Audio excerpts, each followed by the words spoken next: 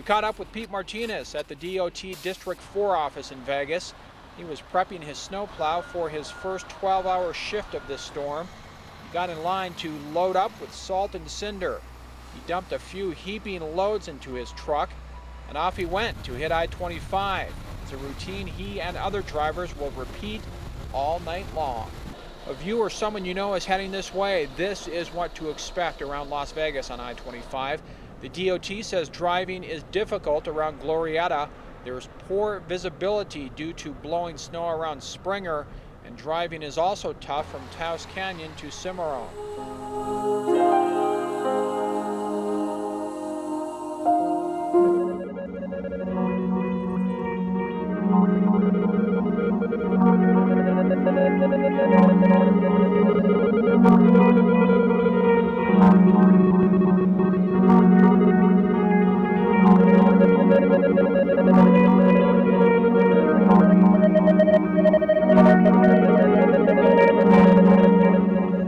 I'm curious to know how many folks here are from, that I should say, live here in Albuquerque. Do you mind just kind of raising your hand? Good. And people who live in, say, Santa Fe? All right, good. People who live elsewhere in New Mexico? Ah, there's nowhere else in New Mexico. But we're going there. Yeah.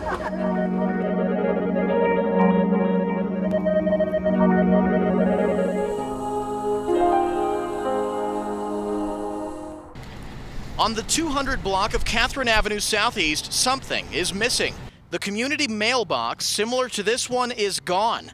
About 15 different neighbors on the block used it. Only a pile of cement rubble remains. I just want our mailbox back, that's all. Or give us some post office box over there for the meantime, you know? The neighbors say the post office removed it about a month ago so that one homeowner could complete a landscaping project.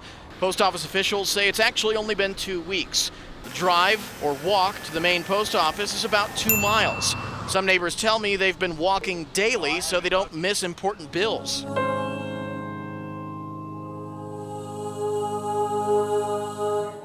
Well, I'll never understand it, baby. There's wanderlust in my soul. Don't I wanna be with you? Yeah, I don't really know. I'm looking at your window, yeah, and I'm drifting in the wind. Moving on is my middle name, and yeah, here I go again. There's a car outside. There's a road. There's a time to stay, and there's a time to rock. You've been a real good friend. Still, I'm on my way. And if I don't see you real soon, I hope I see you down the road someday. So when we go into our first gallery, what are we looking for? Your job is to walk into the gallery and look at the art and see what you think about it. Okay. You like it, you don't like it. You have a question about it, you ask a question. Okay, now, oh, wow.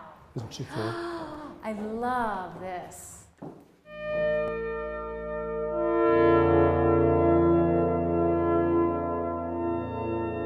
Valencia County Fire Chief Charles Eaton says less than 24 hours ago, this 6-acre plot of land was set up with a tent, a stage, professional lights, and a parking lot, all able to accommodate as many as 400 people. He says it was set up to be a big rave until law enforcement heard about it and broke it up. He says the organizer told officials it was set here because of new tough rules in Albuquerque. We're relatively close in travel, so they think that Valencia County is the place to do it. Eaton says that's where organizers are wrong. Last year, county officials anticipated a spillover of illegal raves because of tougher new rules in Bernalillo County. Now all raves must get a permit no matter where in Valencia County they're held.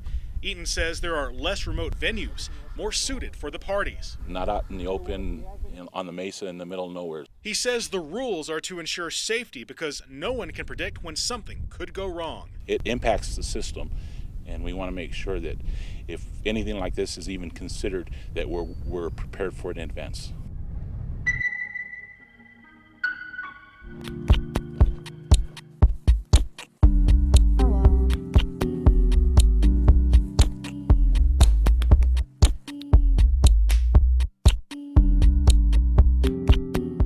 Walk to Work, a 3-day journey from my home in Cerrillos to my office at the University of New Mexico.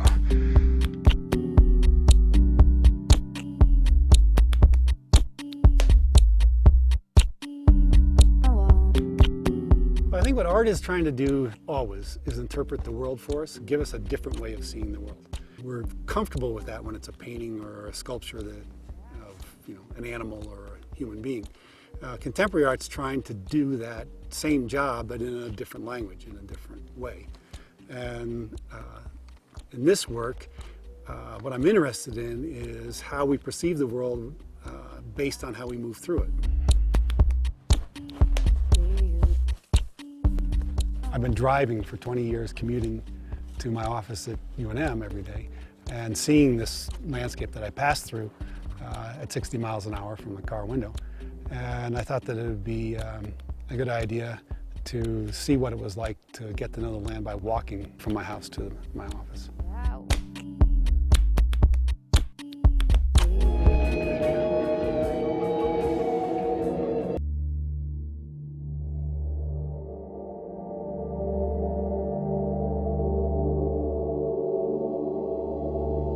And this is about the worst of the worst right here.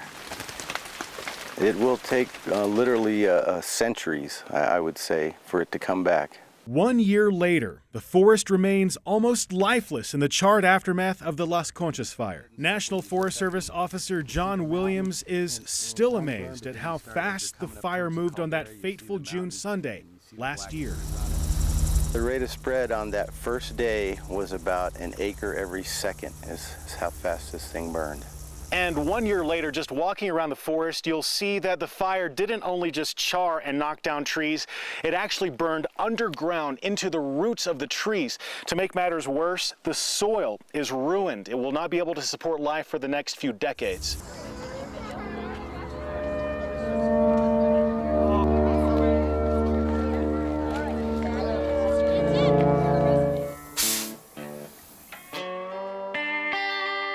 I'm doing a T-Rex. Rebecca Stover and her boyfriend Thomas Campbell are in the same boat, but in 2 different situations.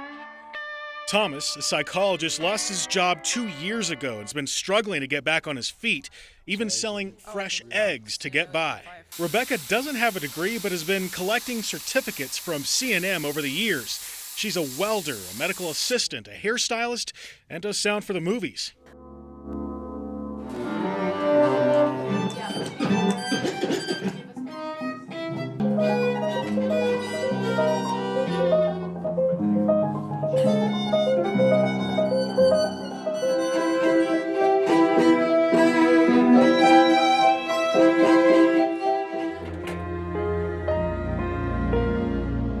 I think of myself as a sculptor, and that I use sticks and branches as my material to work with.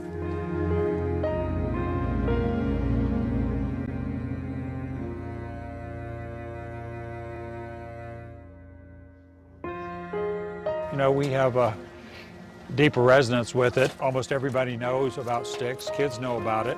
A lot of the, adults are closet stick collectors. In other words, we're all hunter and gatherers in a kind of a shadow life, and our ancestors sent with us the information about this, how to use these saplings.